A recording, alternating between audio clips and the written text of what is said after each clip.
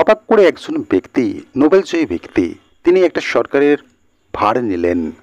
কার্যত তিনি শান্তির জন্যে নোবেল প্রাইজ পাচ্ছেন।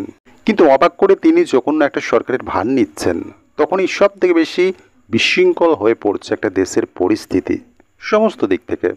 আমরা তার উদাহরণস্বরূপ এই বাংলাদেশকে ধরতে পারি, বা বাস্তবিকভাবে ইউনূস নোবেল জয়ী এবং তিনি তো সরকারের শীর্ষ পদে বসে রয়েছেন, সরকার চালাচ্ছেন। আমরা কিন্তু এই মুহূর্তে বাংলাদেশে তাকালে দেখতে পাবো আইন শৃঙ্খলা কিন্তু নেই বললেই চলে। অহরহ বিভিন্ন ঘটনার সামনে আসছে, সেগুলো দেখে তো সন্দেহ হচ্ছেই যে আদৌ কি একটা সুষ্ঠুভাবে দেশ পরিচালনা করছে ইউনূস।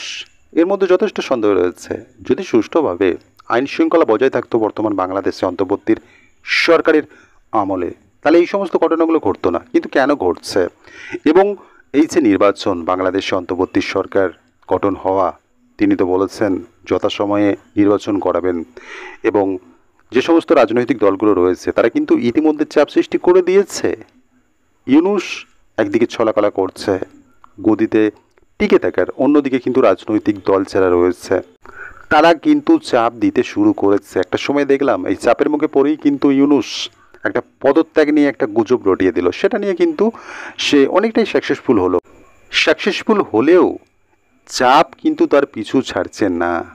যখন একদিকে বিএনপি বৃহৎ আন্দোলনের হুঁশিয়ারি দিচ্ছে, ইউনূসকে কোণঠাসা করার একটা হুঁশিয়ারি দিচ্ছে, আবার অপরদিকে দেখছি আবারও বৃহত্তর আন্দোলনের মুখে পড়তে হচ্ছে ইউনূসকে। ইউনূস এখন বাংলাদেশের সরকারি কর্মীদের রোষের মুখে পড়েছেন। কার্যত সংস্কার চলছে, সংস্কার করছে ইউনূস।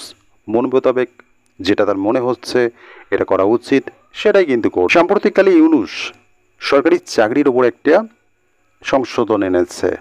সেখানে বলা হচ্ছে যে সরকারি চাকরি করলে সরকারের বিরুদ্ধে আঙুল তোলা যাবে না। অর্থাৎ যদি ধরা হয় সরকার কোনো ভুল করলো, তাহলে কি আঙুল তোলা যাবে না? মানে সরকার যা ইচ্ছে তাই করবে।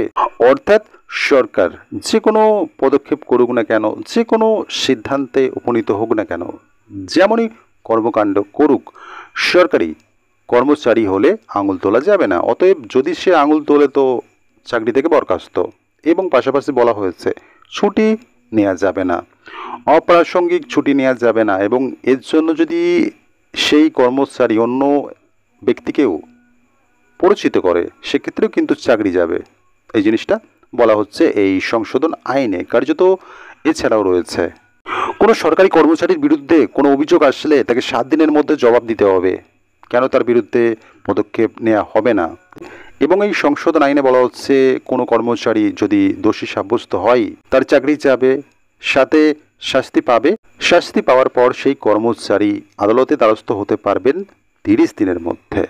তবে রাষ্ট্রপতির আদেশের বিরুদ্ধে আদালতে আপিল করা যাবে না। কার্যত এটা নিয়েই কিন্তু ক্ষোভে ফুঁসছে যারা সরকারি কর্মচারী রয়েছে বাংলাদেশে, এবং তারা বৃহত্তর সারা দেশে আন্দোলন করার একটা হুমকি কিন্তু ইউনূসকে দিয়েছে। এবং অপরদিকে রয়েছে যারা কিন্তু প্রাথমিক শিক্ষক শিক্ষিকা, তারাও কিন্তু অনির্দিষ্টকালের জন্য কর্মবিরতি শুরু করেছে। ইউনূসের বিরুদ্ধে তাদের অভিযোগ রয়েছে। তো স্বাভাবিকভাবেই বোঝা যাচ্ছে একদিকে এই সরকারি কর্মচারীরা, অর্থাৎ অন্যদিকে আবার শিক্ষক শিক্ষিকারা ইউনূসের সিদ্ধান্তে সহমত পোষণ করতে পারছে না, বা তাদের আপত্তি রয়েছে ইউনূসের এই সমস্ত সংশোধনী আইন নিয়ে। কার্যত তারা কিন্তু পথে নেমে পড়ল, এবং তাদের বক্তব্য এটা কালা আইন।